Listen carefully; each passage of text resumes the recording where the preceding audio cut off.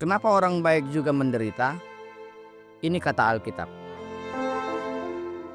Mungkin kamu pernah bertanya-tanya, kenapa hidup ini terasa berat?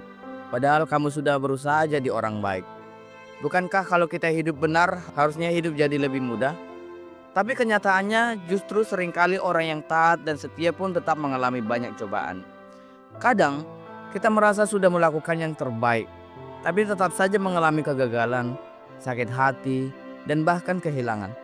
Lalu, di mana Tuhan dalam semua ini? Apakah Dia tidak peduli? Mari kita bahas. Yang pertama, jangan langsung berpikir bahwa Tuhan itu tidak adil.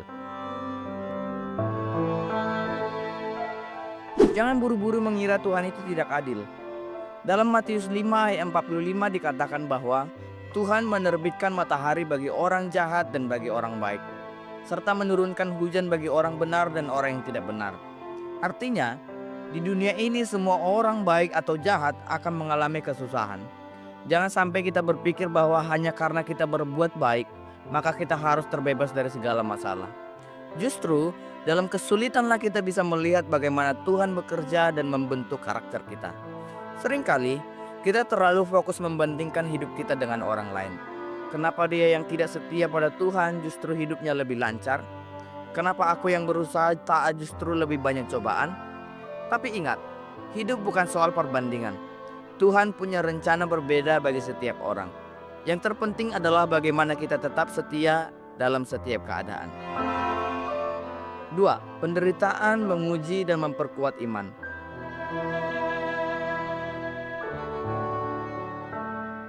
Saat hidup terasa sulit, mungkin itu bukan hukuman, tapi cara Tuhan menguji iman kita. Lihat saja kisah Ayub. Dia orang yang benar, tapi tetap mengalami penderitaan yang luar biasa. Namun di akhir cerita, Tuhan memulihkan dan memberkati hidupnya lebih dari sebelumnya. Tuhan tidak langsung mengangkat penderitaan Ayub, tapi membiarkannya melewati proses itu untuk membuktikan bahwa imannya tulus. Kadang kita berdoa agar Tuhan segera mengangkat masalah kita. Tapi pernahkah kita berpikir, kalau mungkin Tuhan sedang mengizinkan masalah itu untuk membentuk kita? Sama seperti emas yang harus melewati api agar semakin murni. Iman kita juga perlu diuji agar semakin kuat. Jangan cepat menyerah. Bisa jadi ujian yang kamu alami saat ini adalah cara Tuhan mempersiapkan sesuatu yang lebih besar untukmu. 3. Bahkan Yesus pun menderita. Kalau Yesus yang tidak berdosa saja harus melewati penderitaan, bagaimana dengan kita? Dia dihina, ditolak, disiksa, bahkan disalibkan.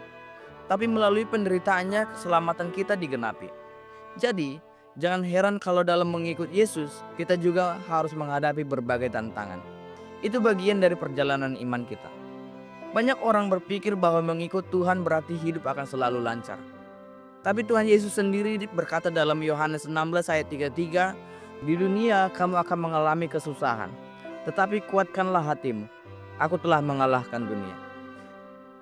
Jadi, jangan terkejut jika hidup terasa berat. Yang penting adalah bagaimana kita tetap bertahan dan percaya kepada Tuhan dalam setiap keadaan. 4. Ada rencana baik di balik penderitaan. Seringkali kita tidak bisa melihat langsung maksud Tuhan dalam penderitaan.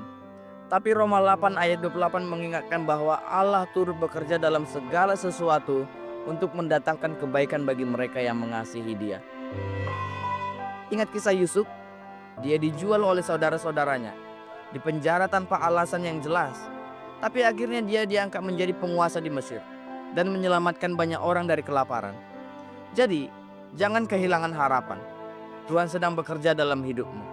Coba pikirkan, berapa banyak orang yang baru sadar akan kuasa Tuhan justru setelah mereka mengalami penderitaan? Ada yang baru mengenal Tuhan setelah melewati sakit yang panjang. Ada yang baru belajar berserah setelah semua usahanya gagal. Tuhan bisa memakai penderitaan untuk membawa kita lebih dekat kepadanya. 5. Dunia ini sementara, surga itu kekal. Kadang kita terlalu fokus pada kehidupan dunia ini sampai lupa bahwa ini bukan rumah kita. Filipi 3 ayat 20 mengingatkan bahwa kewargaan kita ada di surga. Penderitaan yang kita alami di dunia ini hanya sementara, tapi ada kemuliaan kekal yang Tuhan siapkan bagi kita. Jangan terjebak dalam kesedihan sesaat, tapi arahkanlah pandanganmu ke kehidupan yang lebih besar bersama Tuhan. Bayangkan seseorang yang sedang bepergian jauh dan menginap di hotel sederhana. Dia mungkin tidak suka dengan kondisi hotelnya, tapi dia tidak mengeluh karena dia tahu bahwa rumahnya yang sebenarnya jauh lebih indah. Begitu juga dengan kita. Dunia ini hanyalah tempat persinggahan. Penderitaan yang kita alami sekarang tidak ada apa-apanya dibandingkan dengan kemuliaan yang Tuhan sediakan di kekekalan. Kalau saat ini kamu sedang mengalami penderitaan, jangan langsung berpikir Tuhan meninggalkanmu. Sebaliknya, bisa jadi Tuhan sedang membentukmu, menguatkanmu, dan menyiapkan segala sesuatu yang lebih baik.